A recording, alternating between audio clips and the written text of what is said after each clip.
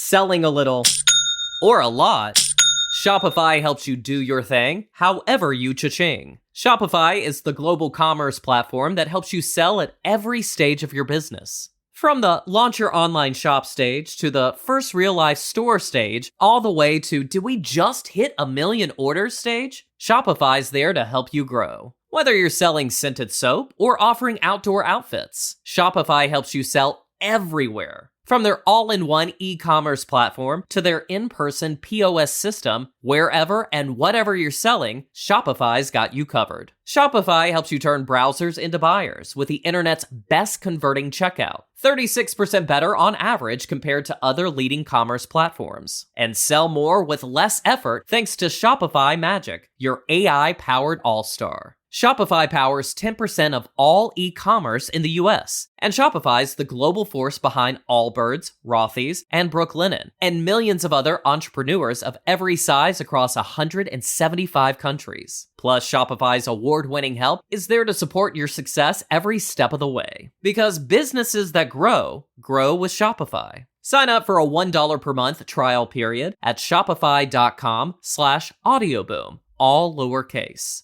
Go to shopify.com/audioboom now to grow your business no matter what stage you're in. Shopify.com/audioboom. We didn't have a cause of death. 2 days later, the autopsy was done, and the physician called me and said, your son's death was caused by a severe asthma attack that drove blood oxygen levels down to a point where it caused cardiac arrest. So I got the cause of death 2 days before the autopsy results were revealed to me through psychic means, through mediumship of my uncle. My guest is Mark Ireland, and the book I'm looking at, The Persistence of the Soul. This is Mediums, Spirit Visitations, and Afterlife Communication. But the thing that launched him actually into this whole genre was the death of his son, which is unusual in the fact that he was already familiar with some of this because of his father. So I'm going to let him explain this because it's a fascinating story. And actually, one of the videos I watched about your dad included the fact Mae West was one of his top clients, and she was also psychic. I thought, whoa, okay, so I'm putting the cart before the horse. Your turn. Thank you. Yes, thank you. Yeah, I actually got to meet Mae West when I was 19 years old. My father was doing a demonstration of his psychic abilities at her home. I think it was the Ravenswood was where she lived. It's a place in Beverly Hills, California. She would typically have her friends come together and invite them for these, and my dad would do his demonstration, which I can explain in greater detail later. But after this particular time, I got to meet her and then actually tour her apartment. So it was pretty cool. It still felt like it was dressed in 1928 inside. So that was kind of a little eerie, but she was very nice. And by that time, she was much older and pretty fragile. He met Mae West, I think originally in 1952, through a Dr. Jack Kelly, who was a psychic who actually had counseled Mae West at that time. Kelly later passed, and then my dad was touring around doing demonstrations in different venues, and one of Mae West's friends happened to see him and mentioned his name to her, and she remembered him, and then they reconnected. And then from that point on, he counseled her on a variety of things, but also some other celebrities in Hollywood like David Jansen and Glenn Ford, Amanda Blake from Gunsmoke, who I met once. Some of those names are probably past the point where younger people would recognize them, but they were pretty big for their day. Yeah. I think the most remarkable thing I have actually is a handwritten card from Mamie Eisenhower to my dad on behalf of her and the president, congratulating my father on marrying my mom in 1956. So I grew up with a dad who not only was very psychic, but also had mediumship capabilities. Back in that day, like the Steve Allen video you saw was more the psychic end of things. But oftentimes I would see him come through with messages from people who had passed that were highly specific. And you could tell that the recipient of the information was deeply touched and would start crying sometimes, but happy tears. And he would provide, names and details about the nature of their relationship and hobbies and all this kind of stuff. So there's no doubt who he was talking about. And I saw that from a young age. That really touched me deeply and gave me a confidence that we are a soul and a body. And when we leave here, we do go on. You're very privileged in order to have had that up close and personal contact. And I just want to go back into your dad for just a minute. He was basically a psychic tour de force in the abilities that he demonstrated. One of the other things I saw was the fact that he was able to locate oil wells, and usually dowsers will do something like this. Psychics can do it as well, intuitives, but the fact that he was able to do this, and he said it was the person who was in charge of this saying that it was to raise funds for investment into the psychic and paranormal abilities, which I thought was a wonderful, wonderful reason for doing this and demonstrating, yes, it can be done. This is something that, you can learn. And I thought that was a big statement in terms of what your dad was hoping to achieve with some of his abilities in the demonstrations. Yeah, that man's name is Jerry Concert. He's still around. He lives in Texas, and he's still in the oil business. I talk to him periodically. In fact, I've even invested with him on some of the ventures. He did donate, I believe it was over $1 million to the PRF, which is the Psychical Research Foundation that had been founded and operated by William Roll, who is a highly respected parapsychologist. Bill passed away a little over 10 years ago, and Jerry is actually the president of that organization today. So he was able to do that. I would say he could have potentially done better even with some of the oil work. I guess my dad had originally marked up a map with a bunch of X's on places that he thought, there were reserves. Some were natural gas, some were oil and different things like that. Mm-hmm. Jerry told me personally that he had made a mistake on one particular well that my dad had picked. My dad pinpointed it, and they drilled and scored. But then he, without consulting my dad, drilled adjacent wells. I guess it's kind of a common practice in the oil business. I don't know that much about it. And those adjacent wells, he was trying to tap as well, and those turned up empty. But my dad hadn't marked those spots. He just marked the one spot where he was successful. Mm-hmm. But yeah, he's been in the business a long time. And, how much of his work has to do with spots my dad marked all those years ago, I'm not sure. But I know that they had some success, and some of that money did go into research for parapsychology. In your own experience with your father, that's what I find fascinating too, because somebody who is this gifted and knows everything as a kid, good luck. Yeah, it was, my parents divorced when I was 11, 12 years old, but my older brother, who's almost 10 years older than me, he had a tough time as a teenager. So after that, I saw my dad over the summer and periodically here and there, but was with my mom a lot more. But back earlier when I was, age 6 to 8 or whatever, my older brother, he would get busted for, he had somebody buying him beer when he was underage, when he would drag race or fight. My dad, this kind of circumvented it. And my dad would always say that, he tried to let us live a normal life, so he didn't bring up everything. My brother disagreed. My brother once said to him, "How would you like to have a dad like you?" Yeah. Knows all, sees all. See, that has to be a little intimidating. But the fact that your father was so gifted. So then your son was 18 when he died. Okay. Correct. Yeah. So that was even though you had your dad and your awareness of the possibility of afterlife, I don't think that took away the trauma. No, what it did was help me not be as despondent and to recover more quickly.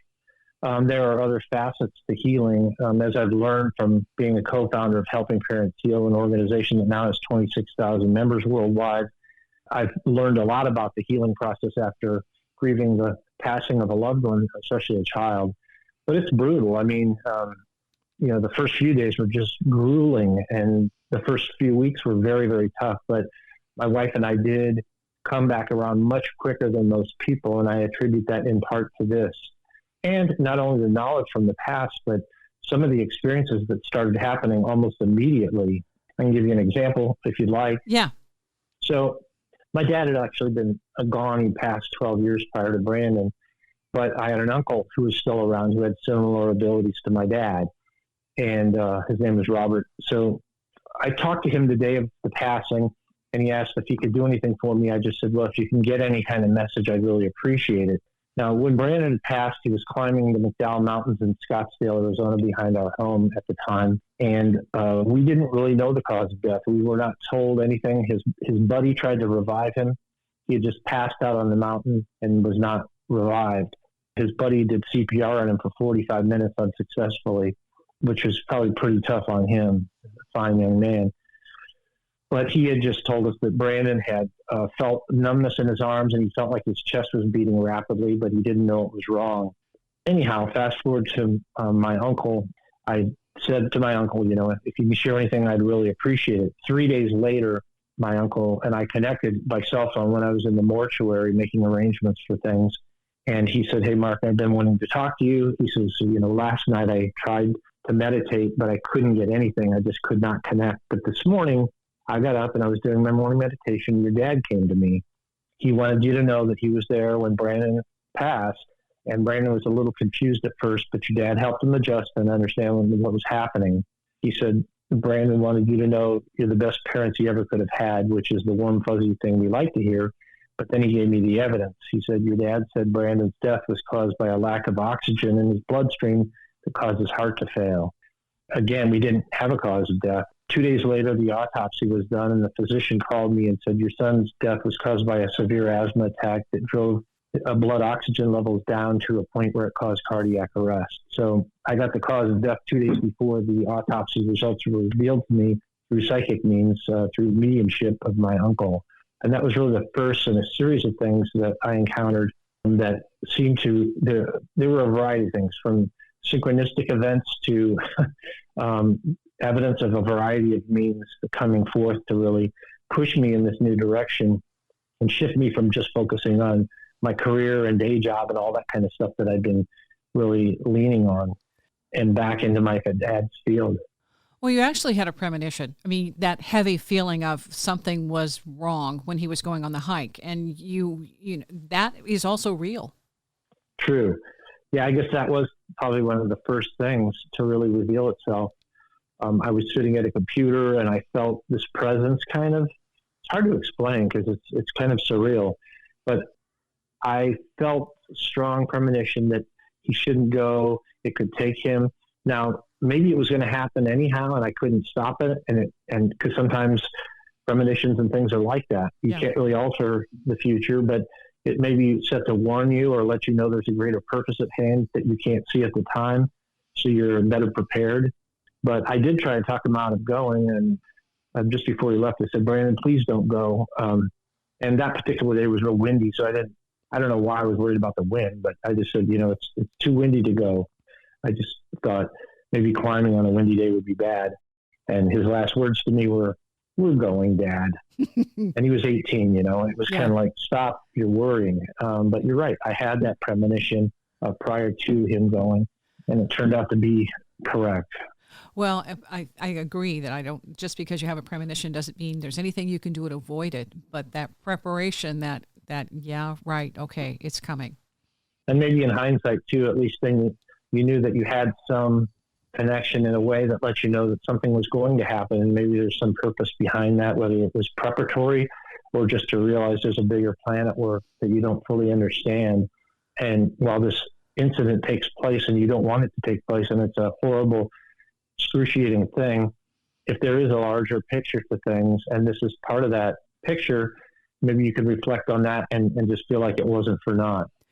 Well, you've launched into several different activities as a result. One, helping other parents get through this kind of trauma, and that's huge, absolutely huge. But also in working with mediums and determining how to establish something to give mediums a certification. And the other thing too, psychic development. You went back and got into your dad's, all of his notes, which apparently are like volumes and volumes of notes, which would, be like an avalanche. Going through that. Yeah. And focusing on psychic development as well. So with all of this, what do you think was the purpose, if you could narrow it down? Sure. Let me walk you through a few things happen chronologically to let you get a sense for this, and then I'll kind of speak to that, answer that question. Yeah. 3 weeks after Brandon passed, I was watching a news excerpt on the NBC affiliate in Phoenix and saw a research study being done at the time at the University of Arizona testing mediums under blinded conditions. And the medium they showed in this was Alison Dubois before the show Medium ever came out. And she could not see the sitters or directly converse with them, but she was asked by a proxy researcher questions pertaining to a deceased person who was related to the sitters. And she was providing detailed answers that were really impressive. And I thought, wow. And then they debriefed with the sitters at the back end, and it was pretty much right on the money. And it wasn't just generic stuff like your grandmother's here and she loves you. It was highly specific stuff about this person. As I recall, their love of going to Vegas and certain types of gaming and other things about them. So I was really impressed, and I thought, geez, I'd love to get a reading from her, from Miss Alison Dubois, and I'd love to be in that lab someday as a sitter. Little did I know both things would subsequently happen. The first of which happened the very next day. I get a call from Jerry Concert, who we'd spoken about earlier, the oil man, and he says, hey, Mark, I know what you've been through, and I know someone who might be able to help you. Her name is Alison Dubois, and here's a phone number you can call to get a reading with her. That was rather synchronistic. Yeah. And I did end up in the lab about a year later for a Discovery Channel feature that was done. But as far as the Alison Dubois thing, she was, even then, even though Medium hadn't come out as a TV show, she was very popular. She had a big following. So it took me till August to get a session. But when I went in there, one of the first things she said to me, now, before I went into her, 2 weeks before, there was a gentleman who I'd been talking to who knew my dad, and he handed me a box. Inside the box were all these typed 8.5 by 11 pages, and it said, Your Psychic Potential, a Guide to Psychic Development. And I said, what is this? He goes, well, it's a manuscript your dad had that was never published. I said, well, how did you get it? And he said, well, your dad gave it to me before his passing because you were out of state at the time. I said, that's been 12 years ago. Why are you giving this to me now? He says, I don't know. I just feel like I'm supposed to. 2 weeks later, I had the reading with Alison, and one of the first things she says to me is, your father's here, and he showed me a book, but I believe it's his book, but he's handing it to you to take forward. Does that make sense to you? Uh-huh. And I'm like, yep, I get it. And I've subsequently had that book published. But really, I guess what I would say in terms of the purpose behind all this, or what I felt like, is that Brandon's passing pushed me into doing something differently than I was doing that was more important in a broader sense. Part of which was to bring forth my dad's work, his legacy, and to get into this field so I could help other people. And even to a greater extent, the whole Helping Parents Heal organization to help bereaved parents, which has just exploded over the course of the years. So that's kind of my feeling. I mean, I can't prove that, but the way things have lined up, it just seems like that is what the truth is about this. I had to suffer to participate in that. And I think Brandon was an old soul, if you will. You know, some people you meet in this world, and they're very, I would just say he was very humble. He didn't really care how he was viewed. He was kind to people who were not popular, who were shunned by other people. He cared a lot, and he just set an example. The kids that were friends of his would say that you know, they saw him as someone they aspired to be like, who was maybe more advanced emotionally, mentally, and in terms of their caring and their degree of compassion and those kinds of things. So I think, you know, maybe I just had to accept that. And if this is part of a plan in a broader sense, then I can accept that. And there was a greater good done in the long run. Well, you address this in your book, Soul Shift, which talks about your story and everything that you had done to that point when your son died, and it threw everything basically into chaos and upheaval, because then you have to figure out which way's up. Yeah. And you brought up the mediumship certification program earlier. I'll speak about that a little bit. The reason that I started that, and I began that in 2014, so by this spring, it'll have been 10 years that I started that. It really came about because after Soul Shift came out, I was barraged by people with questions about, hey, who can I go see? Who's a good medium? Well, I knew a few at the time, but not that many, maybe 4 to 6 of them. And most of them were more like celebrity mediums, and they had long wait lists, and some of them charged a lot because they were in demand. So I thought, you know, there must be people who are lesser known out there who have these abilities at a high level, but, you know, they don't have long wait lists, and maybe they don't charge very much because they're newer at it, or they're just not as well known. So I put this program together. I reached out to 2 researchers that I'd met in the course of my journey, and learn more about protocols they had used in testing. One was Dr. Emily Williams Kelly at the University of Virginia Division of Perceptual Studies. She works with like Dr. Bruce Grayson, who's been big in the near-death experience research. And Jim Tucker there follows in the heels of Ian Stevenson, Dr. Ian Stevenson, in reincarnation research. Well, she was doing some mediumship research, and I was a test sitter for her in one of her experiments. So I learned more afterward about her protocols. So I kind of developed some initial protocols. Then I reached out to Tricia Robertson, who had been the president of the Scottish Society of Psychical Research. Is a mouthful. Yes. And ran some of these ideas by her. And I ended up fine-tuning a process to test people who wanted to apply for certification. And what that involves is them doing 5 blinded readings for someone they don't know on Zoom with no video, at least during the initial portion of the reading. And they're not allowed to know who the sitter is. They're given a first name only at the beginning of the reading. And they have to provide statistically significant results to pass. And today, almost 10 years later, I've certified, I believe, 41 people. And that whole time, I've only received one email with a complaint, which I was shocked. I was afraid I might be getting a lot. So that is an indication that it seems to be working and that the people who have been certified do a good job. And again, there's no guarantee that someone's going to get a good reading. It's not an exact science. But by vetting people on the front end, you increase the odds of a good experience. The negative experience, one of them you talk about in the book, is like the woman who went and she was distraught and she'd seen, I don't know if something that you did or something available. And so she decided just to go down the street and see somebody. And the person told her all sorts of negative stuff about how there was an attachment and then there was a curse and it was only be $750 to remove the curse. And yeah, that's a big red flag. Yeah, so and I shared that chapter because I think you have to be honest and transparent about the reality that there are some frauds out there who are looking to take people's money. Fortunately, I don't think there are that many of them. I think there are more people who they fool themselves into thinking that they have this to a greater degree than they have, or that they want to be a medium, but they really don't have that level of degree of ability. Maybe they have a little bit of it, but the thing is, with the certification program, I'm dealing with grieving people. So I got to make sure that it's a very high standard. In that particular instance that you brought up, this woman and her husband had just experienced the passing of their son who had drowned in a lake. They were very distraught. They'd gone to a therapist, and the therapist steered them to us to talk to us and get to know us.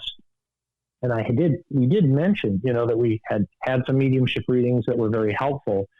And I told her, I said, I'd be happy to refer you to somebody if and when you're ready to try that. And she got impatient and was just driving by this storefront psychic thing, went in and had a very bad experience that was just despicable, in my opinion. So I shared that in the book too, because I think you have to understand the full picture. So if someone's interested in doing this, it's not all roses and happy stuff. You have to scrutinize what you're going to do and which path you take, and going to someone who's either referred by a really trusted source or referring to something like the site I put together for the mediums I've certified is the way to go. And just so people know, I don't make a dime off of it. In fact, I've invested thousands of my own dollars to develop the site and a lot of my time. And I have a volunteer assistant named Kathy Rook, her time to put this together, to keep the site up, to test people, to grade the scoring. It's a lot of work, but it's a public service. And I just want people to know that. Is findacertifiedmedium.com. That's the website, and you have a list that you can browse the mediums and see. And there's also a way to apply for certification. That's correct. Or if somebody wants to be a sitter, we always need good sitters. Unfortunately, a lot of the sitters that come, I think they end up wanting a free reading. And they're not, they say they'll do the back end work, but they don't always do it or in a timely manner or the way we need it done. And that's a bit frustrating. So if someone wants to be a sitter, they're welcome. You're going to be having a sitting with someone who's untested or is trying to get there. And, not all of them are going to pass and not all of them are going to provide a good reading. So you need to be prepared for that possibility if you want to do that. The other thing I was going to say is my website actually has links to Helping Parents Heal. It has a link to the Certified Medium website. It has a link to my dad's videos and a bunch of other stuff. So it's kind of a one-stop shop. It's markirelandauthor.com, Mark with a K, Ireland like the country, author, markirelandauthor.com. that's a one-stop shop for all these links that you were talking about. Yeah. The videos are fun too, just watching. And you're also featured in some of the videos, not to giving it all to Dad. Yeah, one clip I have there is, well, I think you ended up on my dad's video page, and that has me talking, but it also has several of my dad, the Steve Allen video, the oil discovery video. On my site, on a media page, I've got some videos there as well. And that includes when I was on the Discovery Channel feature at the University of Arizona. So like a 2.5, 3-minute clip, so people can find some more things there as well. Okay, and in the book, I like the part, I had no idea that Houdini had been debunked, that he actually cheated. Somehow, I've read about him, but I didn't figure out that part, which reminded me of The Amazing Randy. Okay, what happened with the medium, who was very well respected, renowned, and Houdini's job was to try to discredit, and the way he did that was unconscionable. I mean, it's tough enough as a medium to get your name out to be considered reliable, and then to have somebody like Houdini come in and I guess shall I say, just turn the tables or work with an agenda of I have to be right, so the medium is wrong. That was a surprise. Yeah, history's kind of history's recorded by the winners. So and we've lived in a materialist, physicalist society for some time now. So media and news outlets and academia all angle everything for that. And so it seems like it's okay if they suppress information that's derogatory about somebody who's on their side or whatever, the materialist agenda. So, yeah, from what I'd read, he initially was interested in spiritualism and the possibility of life after death. But then I think it was after his passing of his mother or something, he had unsuccessful readings or he was dissatisfied with what he tested. So he then just assumed they're all frauds. And then he would try and debunk them, if you will. Mm-hmm. And so in some of these cases, it was later discovered, like his assistant admitted that he had set somebody up to fail through, deceptive means. Yeah. And so it, kind of unethical, if you ask me. The other thing that's interesting, Houdini, even though he was trying to debunk these people, before he died, he left a secret code with his wife, Beatrice. And he said, if anyone gives you this code after I die, you'll know that I still exist. So why would he do that if he didn't believe or think there was a chance of it? So obviously he still thought there was something to it that he wanted to test out with his wife, or maybe to help her with her grief after he passed. The interesting thing about that whole story is that there was a prominent 20th century medium named Arthur Ford who actually solved that code, and it was not publicized or anything. He solved the code, and it actually appeared in the New York Times that he had broken the code. But then skeptics came out of the woodwork and started, without validation, saying, well, you and the wife were in cahoots. You just wanted the media attention. So this is all, this is not real. Or that, it was common knowledge amongst people what the code was. I don't think there's any proof of that either. But yet, right. If you read about it today or you Google the Houdini code, it'll say it's never been solved. But it actually was solved. Again, the winners win history. Yeah, I've got his autobiography, and that is one of those things where they're saying that, well, it never was successfully solved. And Ford says, yeah, I got it. And the people around at the time, they're the only ones who can actually testify to that. And that's the way these stories get shifted and later on slanted. Right now, the bias is toward the skeptic. And if you read an article, at the beginning of the article, you can determine what the writer, the journalist, the person, the reporter, you can determine their angle from the beginning. And it takes one paragraph at the most. You're right. Yeah. You can tell where they're coming from. It was just like Dr. Evan Alexander, after his first book came out, detailing his near-death experience. He's a neurosurgeon who had a profound near-death experience. And then this article comes out in Esquire magazine. It clearly had that bent to it. What was reported wasn't accurate, wasn't true, Mm-hmm. And it's unfortunate. No one ever questions that, except for people like us, I guess. Well, no, fortunately, the Esquire guy was hit with, you are mistaken. That is wrong and false. And so he kind of lost a few, what would she, I was going to say marbles, but He lost some of his credibility because of the way he did that, and it was intended to skewer Eben Alexander. And fortunately, because of everything that they had, the documentation, all of the charts, everything could testify to what he was saying. So he had that in his favor, and that was a nice little comeuppance, in my opinion. Yeah, it reminds me too of like the Rupert Sheldrake experiment about dogs who know when their owners are coming home that I'd mentioned, in that he had tested this woman who said that her dog, every time she's coming home, it seems to go to the front window or whatever before there's any sensory cues. And so he tested her, and I think he did like 100 or 150 sessions of this and came up with results that indicated, yeah, this dog knows when the owner's coming home without any sensory cues, because it goes to the window before the car is within visual range or there's any sound from the car. And this is repeated. So then the skeptic, I'm trying to think of his name, it'll come to me later, but the skeptical researcher says, oh, I want to try and replicate your findings. And so he does the same thing with the same dog and same owner, but he does like 5 or 6 sessions instead of the 150 that were done, and he claims it a failure. But yet what had happened was, when Sheldrake looked at the results, they were identical to his, but the researcher had shifted the protocols and changed it to make it look like it was unsuccessful. He started with a set of protocols and changed it after the fact. So it was clearly, another one of those cases of, hey, I'm part of this skeptical, physicalist, materialist group of people, and I have to speak to them. I can't tell them this is actually successful. So your credibility there is shot too, because you started with some standards and then you altered them after the results, which a good scientist would never do. No. Mark's website, markirelandauthor.com. A quick break.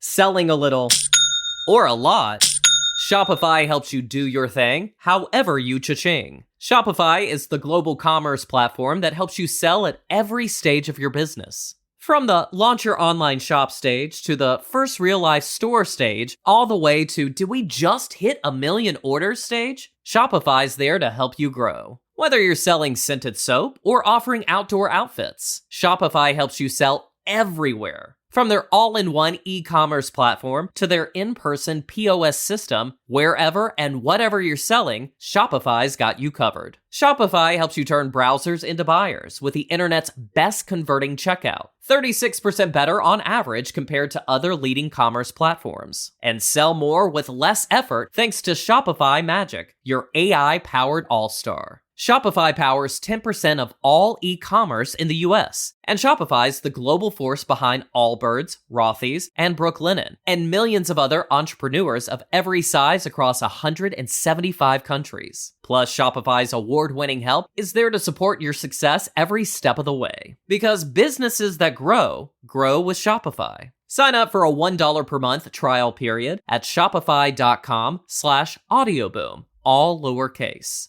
Go to shopify.com/audioboom now to grow your business no matter what stage you're in. Shopify.com/audioboom. Continuing with Mark Ireland. The other thing about skeptics is technically you lose the title of skeptic if anything is counter to what your goal is to achieve. You're disproving something, and so as a skeptic, what happens is you lose the title, and not only that, the whole thing that you've tried to claim, and then your angle dissolves. So it's really difficult to ask a skeptic to prove something when technically that means then they're removing themselves from the equation. And I think that's part of the problem. Exactly. That's part of the problem. Yeah. There was a case a few years ago with Michael Shermer, who's a skeptic who publishes the Skeptical Inquirer, where he and his girlfriend, they were talking, I guess, about her grandfather and how much she missed him and loved him. And this may not be exactly right, but my recollection is that they were talking about him because there was a clock or something there. Or a watch. Yeah, a watch. It was in still for years or whatever. And then all of a sudden it started running while they're talking about it. So he put this in there, and he was very careful in his wording, but you could see all the commentary afterward, like, Michael, you've sold out. What have you lost your mind? Yeah. You know? Yeah. So it's like, Yeah, he's changed. He's changed the way he words that now to still say, "Well, this was most likely a coincidence," but it did blow him away. I remember reading about it at first because it was like all of a sudden he had a paradigm shift of, how do I explain this? It makes no sense. And then he shifted back to, well, this is just the way some of these things work. Or at least that's what I remember reading most recently, was that he's kind of decided that, that was once, and that was an accident.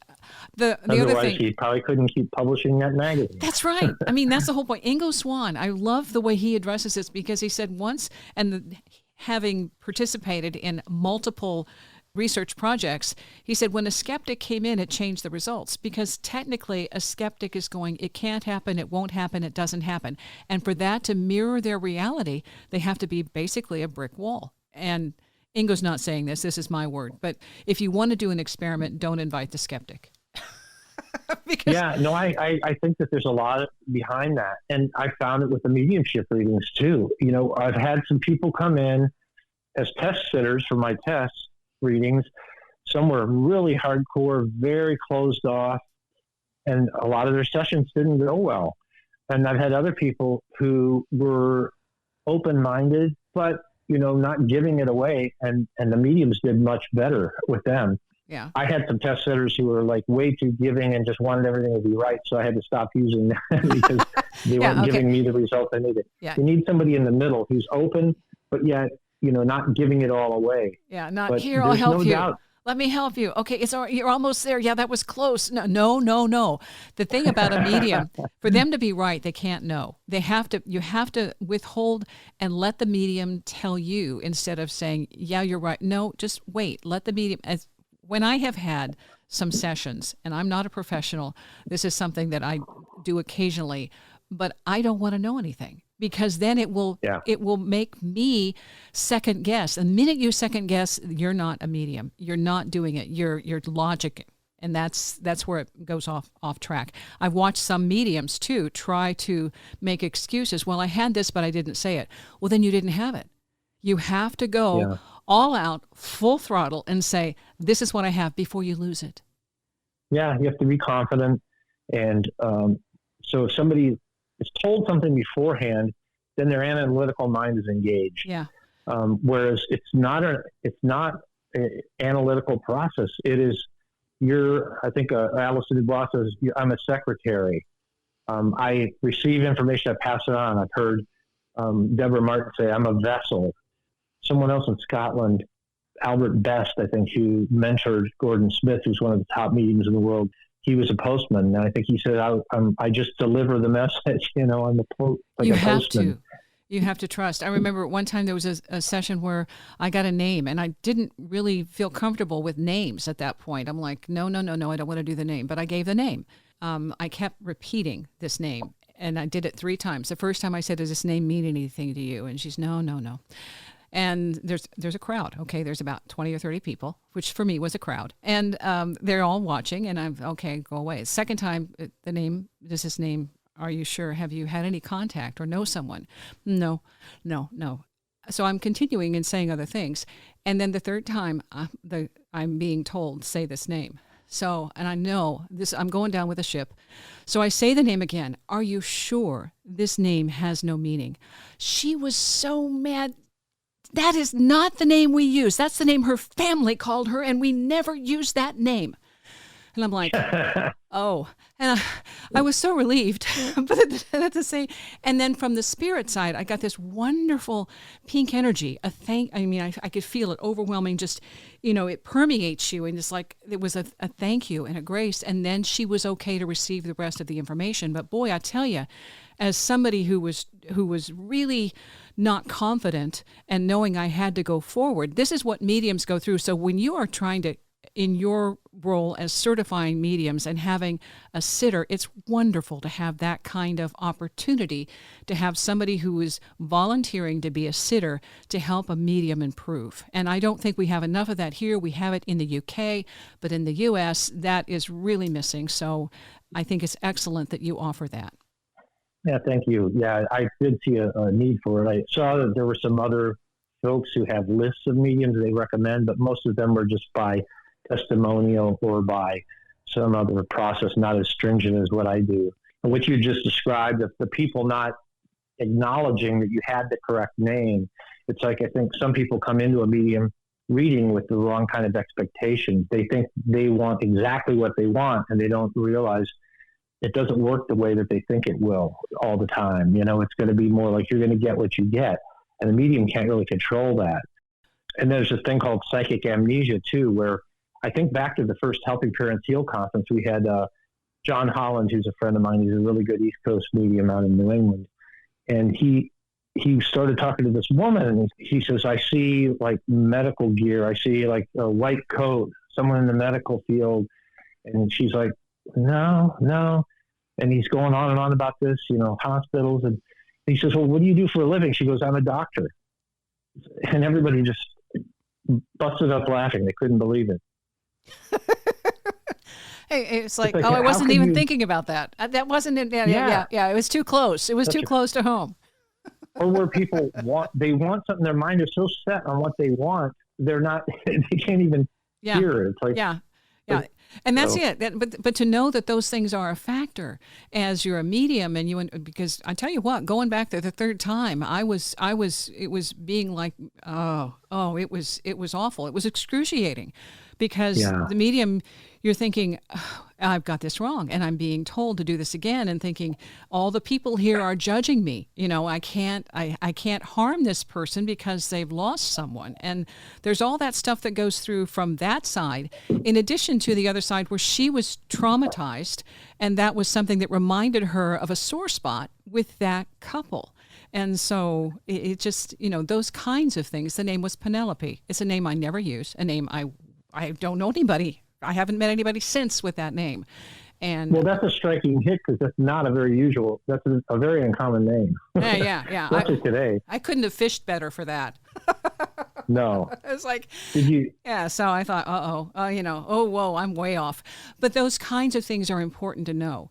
And the other thing, when you're dealing with people who've had a loss, sometimes that stuff is really, as a medium, it's really promising and prevalent and front and center within the first 3 weeks to 3 months of a passing. And it's right there and more accessible, but so is the trauma of losing that person. So all this stuff is something to be considered. And I think with your family, the people that you're dealing with, you're able to address that from a I've been there, done that, I know how this works frame of mind.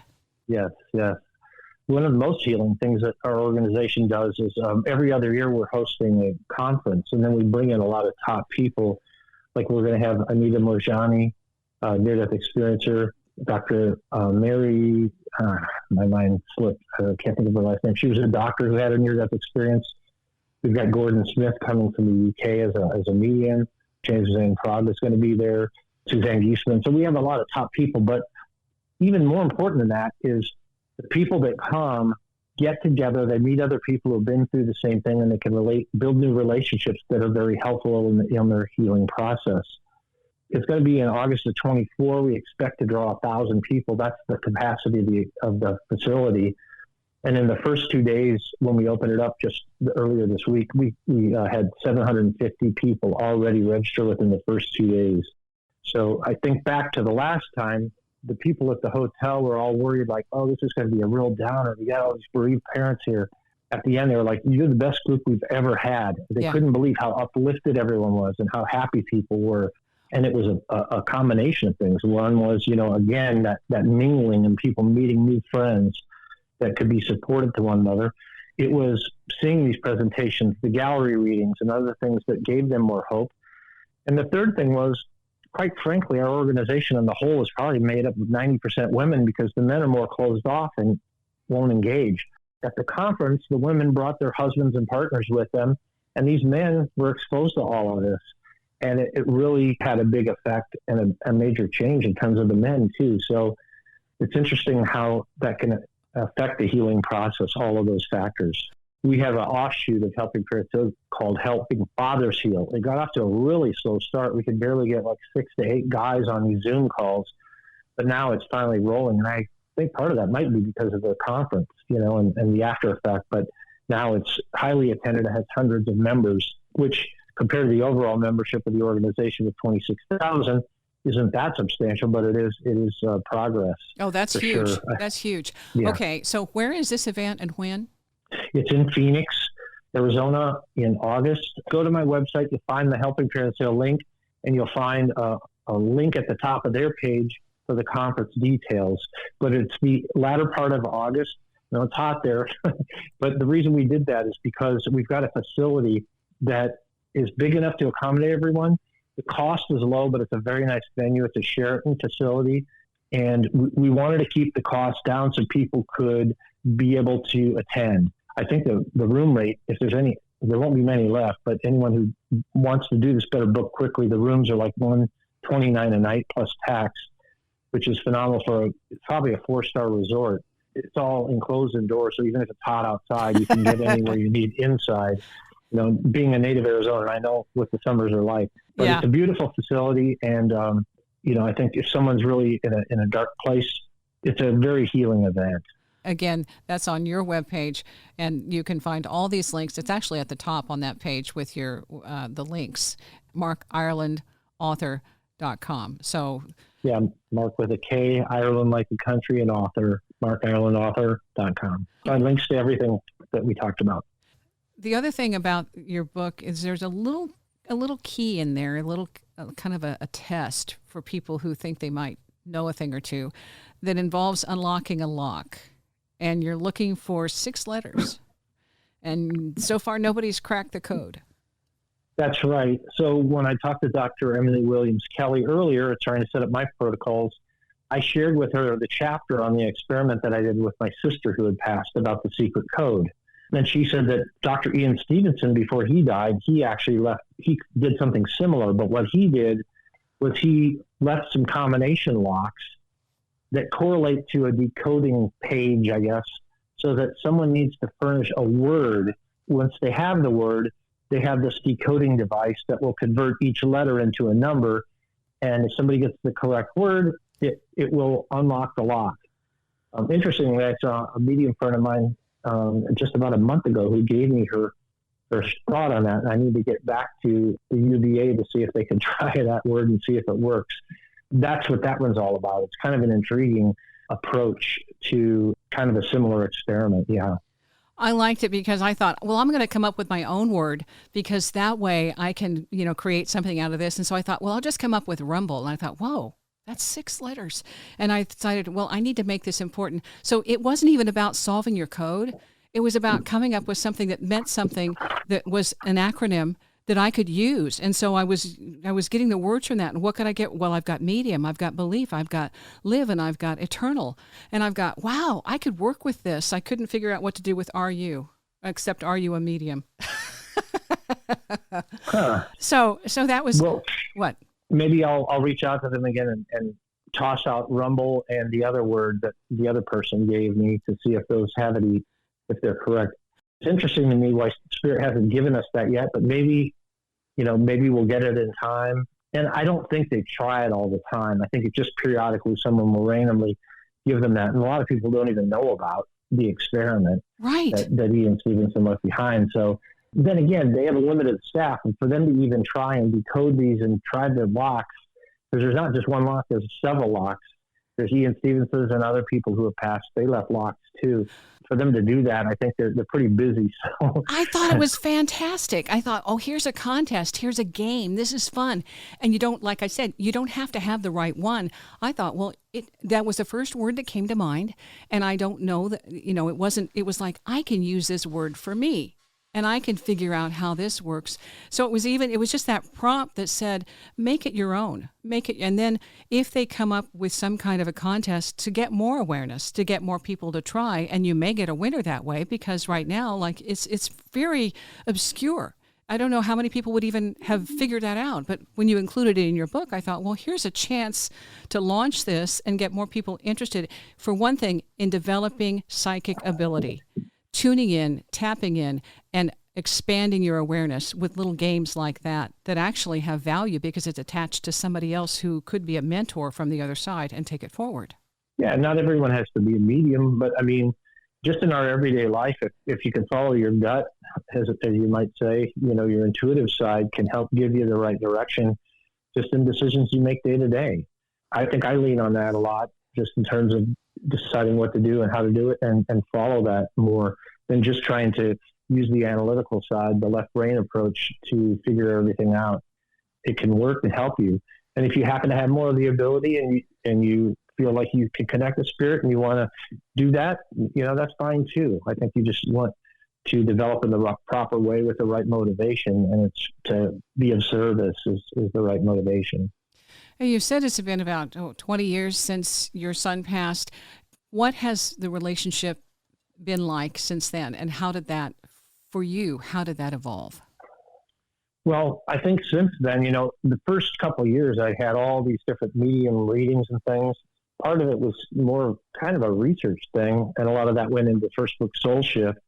And then I just met more and more mediums and researchers as time went on. And so then I didn't really ask for readings, but I would just get spontaneous pieces of information from some of them. They just pop out. Oh, Brandon says this or that. I mean, one of the most recent ones I could tell you was just about a month ago, the same time I talked to the one medium about that combination lock code. But another medium who I had just been meeting for the first time, her name is Farrah Gibson. She's exceptional. I was talking about my son Brandon and the fact that he played bass. And then she said, well, he's here. And he said that his new one had an extra string. And I'm like, immediately knew what that meant, because his first bass, which I still possess, is a 4-string bass. But on his last birthday, his 18th birthday, which was 3 months before he passed, he wanted a new bass, so we gave him one for his birthday, and it was a 5-string bass. So that's a pretty obscure piece of information.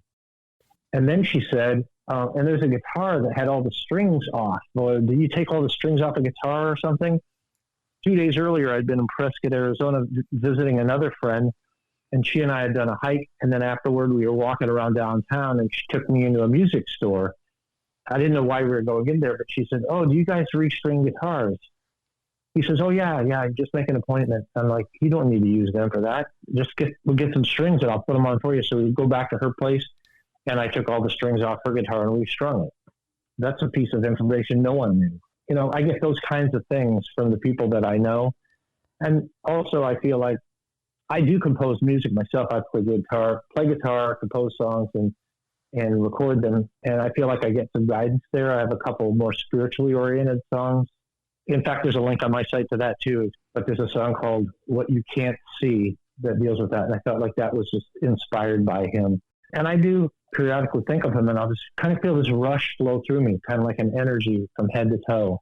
So I feel like I'm still connected, but it's just not maybe as often, or as, I think about him every day. I still pray for him every night, and we still have that relationship. But I guess I'm not needy. You know what I'm saying? Because I'm comfortable. And I think that's a good place to be, because we're all going to pass someday. It's just a question of when, and we have in our minds that it should go in a specific order, but we don't really control that. So I'm at peace with how things are, and I look forward to the day when I'm with him in another realm. But I'm happy with what I'm doing now, and I feel like I'm here for a purpose, and I'm going to follow through on that. There was one thing you mentioned in another interview, and it was about him addressing you as father, and that was something that was a surprise that kind of took you a little while before you really understood how to interpret that. But I think that was very helpful. Can you explain that one? Are you talking about the dream visit that was basically like a lucid dream? Yeah. So I've only had 2 of these ever. The first one happened about a year and a half after Brandon passed. And what had transpired was, before I went to sleep, I asked for, in a prayerful way, a visitation with him. And then I also asked to be able to remember it, because how often do we have a dream and we wake up and within, half hour waking up, we forget what we had dreamt about. So this one night I go to bed with that in mind, and I have this experience, and I'm suddenly in this room with Brandon, and he's there, and it's as real, it's as vivid or more vivid than waking reality. There's no question. It was just completely vivid. We were in a 3-walled room, white walls, and then where the 4th wall would have been was open. It was like to infinity. It was like the rest of the universe. But we had this little spot, like in the middle of our two worlds, maybe in between, where we could visit. And I came in there and I said, Brandon, I can't believe you're here. I got to go get Mom. I got to get your brother Steve. I got to get your friend Stu. I got to go get them. I've missed you so much since you died. And he said to me, I didn't die. My father died. And that's the last thing I remember from that experience. And I don't know if I just woke up then or what, but I was puzzled by that. What does that mean? And then his friend Stu was over a few days later, maybe a week later, and I was telling Stu about this. I said, I don't know what this means. You know, here's what happened. And as soon as I said that to him, I thought, oh, it just came to me, the meaning. I thought, well, he didn't die because we're eternal beings. You know, he went on just to another kind of life than this one. But part of me died as his father. Part of me died in it, but it caused a rebirth of me of a new path that could be of greater service and a different kind of life than I had been living up to that point. And that's what I took from that. I'll tell you something else that's not in the book that I found out since. Pretty wild, very confirming. A woman sent me an email probably within the last month. And she said, you know, I was reading your book, and she says, I got to page, I think she said 188 or whatever the page number is. And she says, I couldn't believe it. She was so thrilled, she says, because she said she had an experience where she met her deceased son in a 3-walled white room, exactly the same as I did. But she says it was so vivid, it was unbelievable. But then she doubted it. She didn't know if it had really happened. But when she read my experience was identical to hers, it made her know that that was real. That's extraordinary. And that was thrilling for me, too, because it just further confirms my own experience to me. The cool thing is that when we share, then we actually expand our awareness, our knowledge, and help affirm for someone else whatever their experience is. It's like, yes, this is legit. Yeah, I've heard a saying from one of the mediums. It's like a message for one is a message for all. So if you're in a group setting or if you're reading an account, you know, even though maybe you didn't get a message, the rules apply to all of us the same. So if their kid is on the other side and you hear their message, that's affirming your kid's there too. Is it possible to share his music? There's actually 2 different songs. Now, in the book Soul Shift, I don't know if you read it, but there's a whole story about a song that was composed called The Other Side. I didn't write that. That was a man named James Litton. There's a story about that in Soul Shift. The chapter's called The Other Side. Anyone who wants to hear the song that goes with that chapter, if you've read the book and read that chapter, you can find a link to that on my website. There's a song that you and Brandon, this is like a co-production. Can you tell me about that song? It's funny, but I kind of been fiddling around with the guitar parts to it for some time and building it out. And then it just felt to me like it was a spiritual song. And it was to talk about, like I was speaking to somebody skeptical who had their mind closed and thought that there's no meaning to life, that we live in a chaotic universe. But I spoke about it in terms of consciousness being primary and not the other way around. Consciousness is not created by the brain, it's primary, and that there's much more to explore, and you're connected to a source, and life goes on. And that's really the theme about it. So that's how the song came to be. I felt inspired. I felt Brandon helped me with the lyrics to this song, and perhaps the music part too. I'm not sure about that. But this song kind of flowed through when I put the lyrics down, and I felt like it matched well with the music, and it really was about consciousness being primary and about us being more than just a body and a brain, but being an eternal soul. The album is called Paradigm Shift, and this song is called What You Can't See.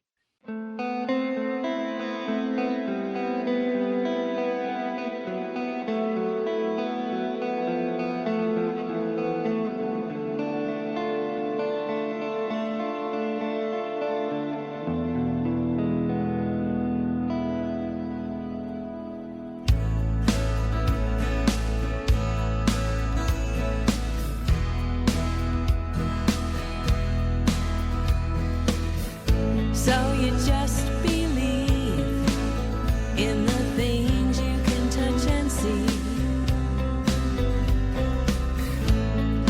Purpose and meaning, you say, they're just legends from long lost days.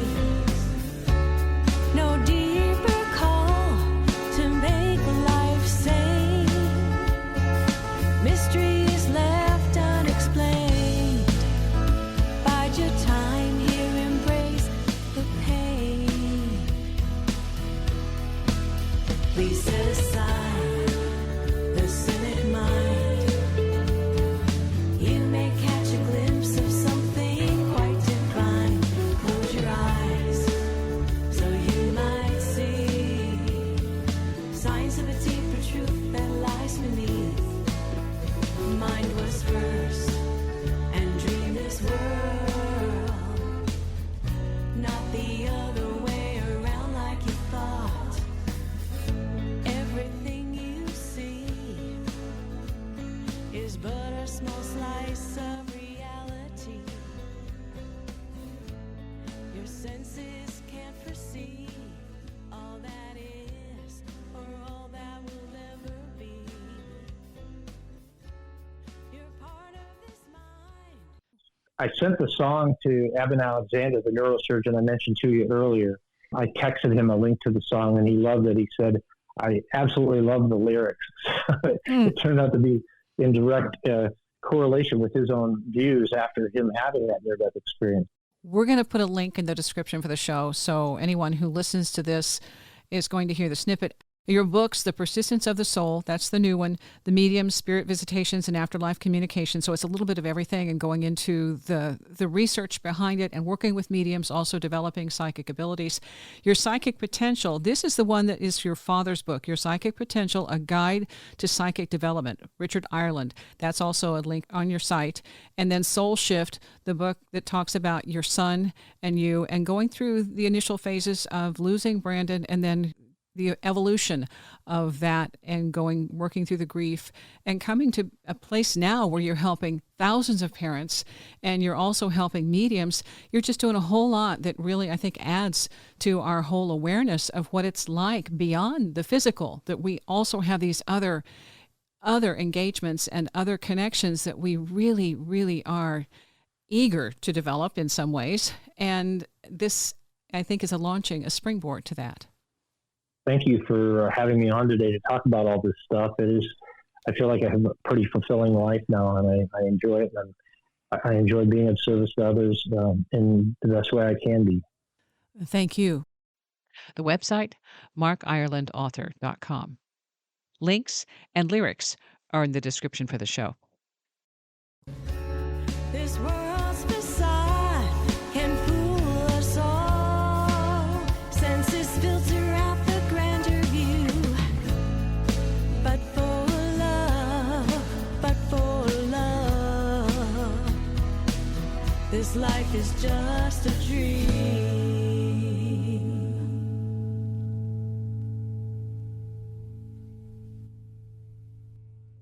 Again, that's a clip from What You Can't See. Thanks for listening. Selling a little or a lot, Shopify helps you do your thing however you cha-ching. Shopify is the global commerce platform that helps you sell at every stage of your business. From the launch your online shop stage to the first real life store stage, all the way to do we just hit 1 million orders stage? Shopify's there to help you grow. Whether you're selling scented soap or offering outdoor outfits, Shopify helps you sell everywhere. From their all-in-one e-commerce platform to their in-person POS system, wherever and whatever you're selling, Shopify's got you covered. Shopify helps you turn browsers into buyers with the internet's best converting checkout, 36% better on average compared to other leading commerce platforms. And sell more with less effort thanks to Shopify Magic, your AI-powered all-star. Shopify powers 10% of all e-commerce in the US, and Shopify's the global force behind Allbirds, Rothy's, and Brooklinen, and millions of other entrepreneurs of every size across 175 countries. Plus, Shopify's award-winning help is there to support your success every step of the way. Because businesses that grow with Shopify. Sign up for a $1 per month trial period at shopify.com/audioboom, all lowercase. Go to shopify.com/audioboom now to grow your business no matter what stage you're in. Shopify.com/audioboom.